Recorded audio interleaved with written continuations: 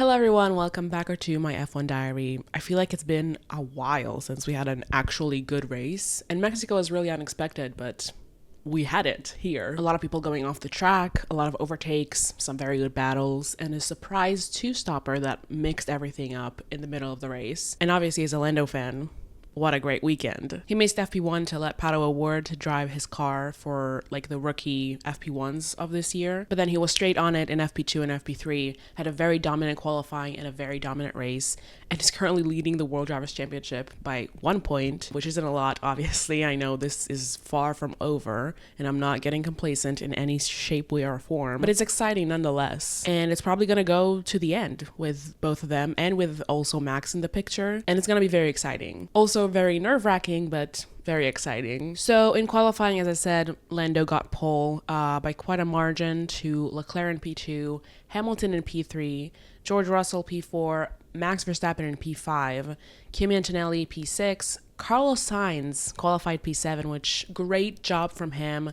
Unfortunately, he did have a 5-place grid penalty from Austin from his collision with, I don't remember who it was, but from that, so he had to start from P12, but what a great effort from him. Oscar qualified P8, Isaac qualified P9, and Ali qualified P10. And with Max and Oscar, who are the other contenders to the championship, starting out of position, this was a great opportunity for Lando to maximize and capitalize on that, which he did as much as he could. Obviously, couldn't really have anything to do with where they would finish up, but he could drive his own race and finish first, which is exactly what he did. So I'm very proud of him for that. He had a great start, but we'll talk about it in a second. Oscar qualifying P8 was kind of a shocker, to be honest. I mean, he was very far from Lando. I think he was half a second away. But I mean, Mexico was never a great track for him, and he actually had a pretty decent race, I would say that. So it definitely could have been worse for Oscar in the Drivers' Championship. I mean, now he's behind Lando by just 1 point. It could have been 7 points.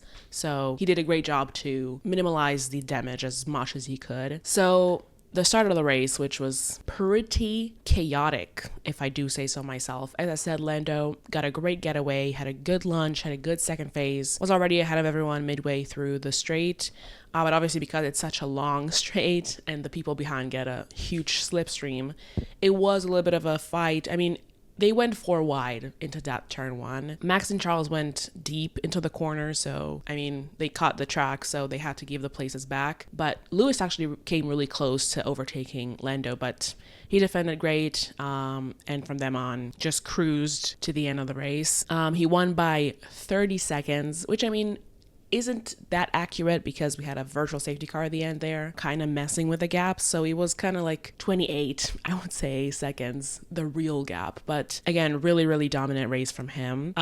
So yeah, Max Charles went off the track into turn 1 and then had to give some places back. Also, a lot of other people went off track there. There was something, I think, with Liam also. I don't remember, you know what?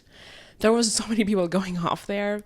It was insane. And while we were having like replays of the start, things were still happening on track, which I hate. We were like shown replays of the start and cutting back to the live feed, something's happening between Max and Lewis. And like, what was happening? Why would you not show that immediately? Whatever. The broadcasting director was not doing a great job today, I would say, because that was not the only time we didn't see good action on track because he was playing replays. So yeah, there was also a fight between Lewis and Max, and Lewis locked up into one corner and cut the track, and he was given a 10-second penalty for leaving the track and getting an advantage because he joined the track way ahead of everyone he was fighting with just seconds ago, and instead of slowing down a little bit and making it fair, he didn't, and like the team didn't instruct him to do that. So he got a 10-second penalty and had to say goodbye to that podium hopes. But that actually put Ollie Berman into P3, which was insane. I was really hoping it could end like this with him on the podium.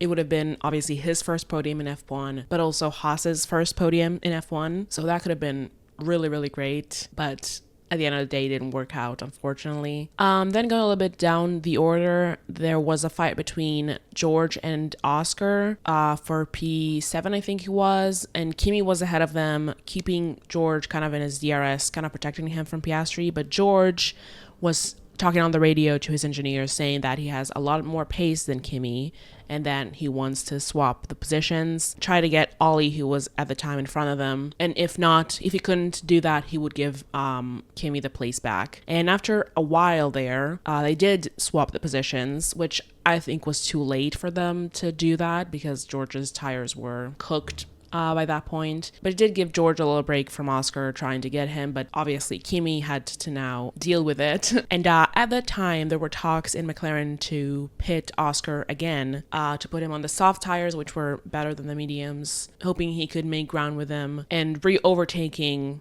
quite a lot of people, which what made me think it couldn't work. But I think I underestimated how long was left in the race and also how better the softs were than the mediums, and also how other teams were talking about doing a two-stop as well. So they did a two-stop with Oscar, and Mercedes also got Kimi into the pits at the same time. So Kimi was ahead of Oscar at the time. They were both coming into the pits at the same time. And I don't know how, somehow they did a great stop, or more so, they did a decent stop. Mercedes didn't have a great one, and Oscar came out of the pits ahead of Kimi. So he just got him in the pits, which was very surprising to see with McLaren's current form with pit stops. But I'm very proud of them, and what a great job. So now Oscar was free to basically try to get George, obviously after overtaking some other people like Ocon, who was on very old mediums at that time, so not too hard, and also Hamilton, who was on older tires as well, I think also mediums, who had that 10-second penalty and dropped down the order because of that, which again, not the easiest, but he did do it. Lewis really didn't have a lot of pace in his second stint because Max, when he pitted, he came out behind Lewis, but he was able to climb all the way up to P3. So yeah, obviously he was on the softs while Lewis on the mediums, but still, I mean, yeah, I don't know. And also it's Max, but yeah, still.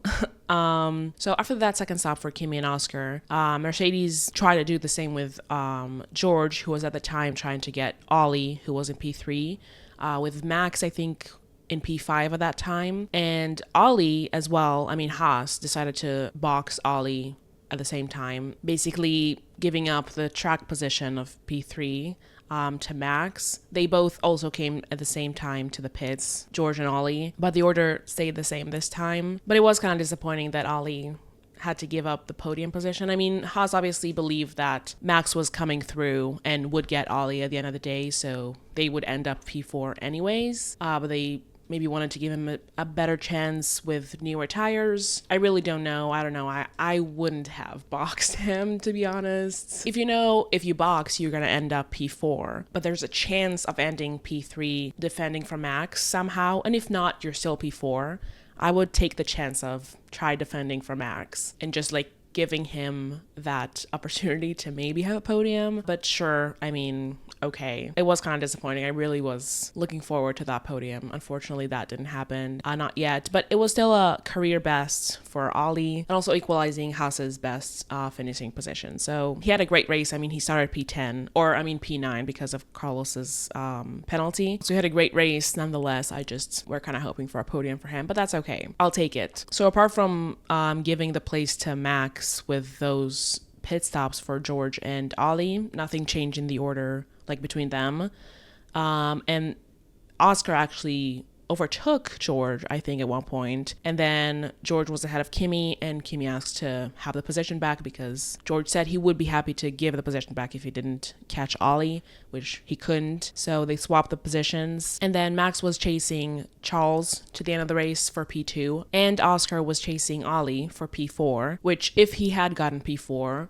he would still be leading the championship, but also just by 1 point on Lando. So very high stakes there. I mean, obviously it's just 1 point. Like, it's still very open, but I think he would still wanted to lead the championship at the end of the race. So some high stakes for Oscar there. And obviously for Max as well, who is also in the championship talk, getting those 3 extra points if he got Leclerc. So 2 very exciting battles we had to the end of the race, who were unfortunately, or fortunately, it depends who you're asking, had to come to a halt because of a virtual safety car for Carlos, which definitely saved Charles. I don't know if Ollie was really saved by it because he did have like pace, and Oscar wasn't that close to him, but it did end before, like during the last lap, it did end. So they had like half a lap to still try to fight for it, but that's not really enough because turn 1 is obviously the most opportunistic overtaking spot. So those battles ended kind of in an anticlimactic way, but it was a great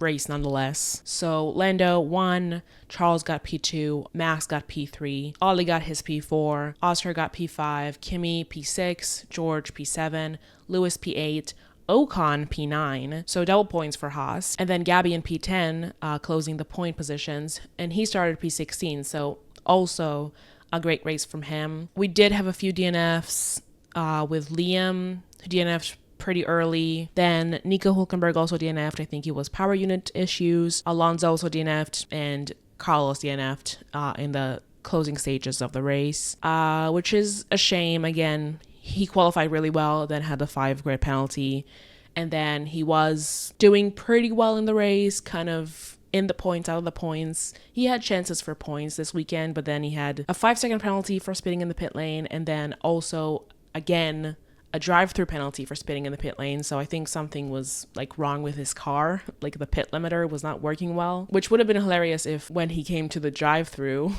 he would be again spitting in the pit lane. That would be kind of funny that he would just have to continue having penalties because he's going through the pits, but his pit limiter is not working correctly. So that would have been funny, but obviously he DNF'd at the end of the day, and also with all the penalties, he dropped down from the points. So a very disappointing weekend for Carlos, especially after a pretty promising qualifying and race pace. So even more disappointing if you ask me. And yeah, that was the Mexico City Grand Prix. I was really eager to see Lando rising with his car wearing a sombrero, but he didn't wear a sombrero. His car wore a sombrero. So, I mean, it was kind of funny to see him rising up, but I just really wanted him to wear the sombrero. But that's okay. Honestly, once again, there were a lot of boos for him, so they didn't deserve to see him in that sombrero. But yeah, you already know my thoughts on booing. I think it's unsportsmanlike. I just don't like it ever towards anyone. But to be honest, all it actually means is that you're doing good. And obviously there are a lot of people who still like Lando and love him and cheer for him. So at the end of the day, those people who boo drivers on the podium or anywhere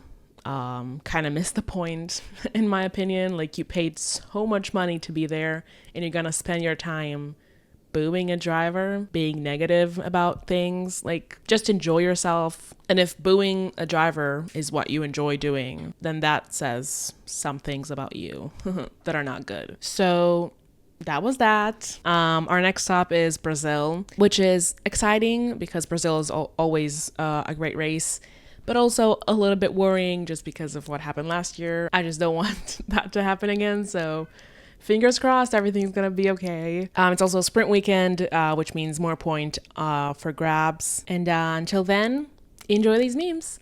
Bye!